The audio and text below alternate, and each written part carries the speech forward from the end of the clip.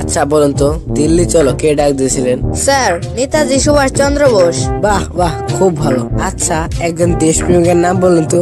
অনেকেই তো আছে, যেমন মহাত্মা গান্ধী। বাহ বাহ, খুব সুন্দর। আচ্ছা বলুন তো, ভারত কবে স্বাধীন হয়? স্যার, ভারত 1942 সালে স্বাধীন হব করতে করতে শেষে 1947 সালের 15 আগস্ট স্বাধীন হয়। খুব সুন্দর। এটাই লাস্ট প্রশ্ন। বলুন তো, আকাশে কতগুলো তারা আছে?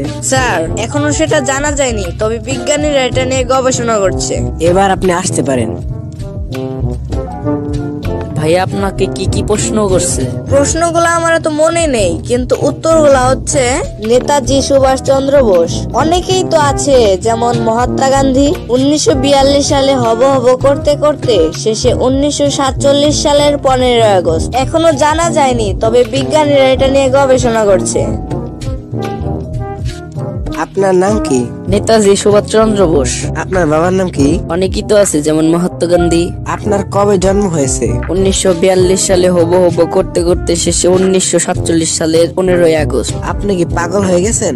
এখনো জানা যায়নি, তবে এটা নিয়ে বিজ্ঞানীরা গবেষণা করছে।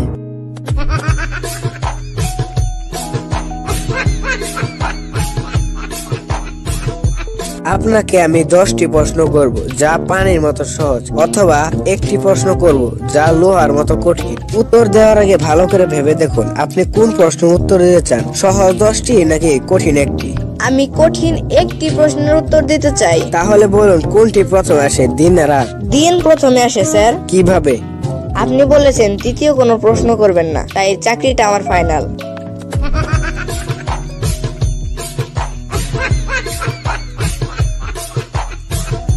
একজন মানুষ কিভাবে 8 দিন না ঘুমিয়ে থাকতে পারে? কোনো সমস্যাই নেই, সে রাত্রে ঘুমাবে।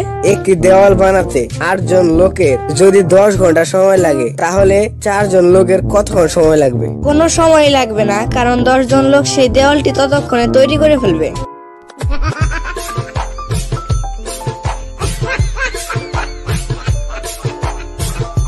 নীল সাগরে যদি একটি লাল পাথর ছুঁড়ে মারেন, তাহলে কি হবে? পাথরটি ভিজে যাবে অথবা ডুবে যাবে। কোন জিনিস দেখতে একটি অর্ধেক আপেলের মতো? সেই আপেলের বাকি অর্ধেকটি।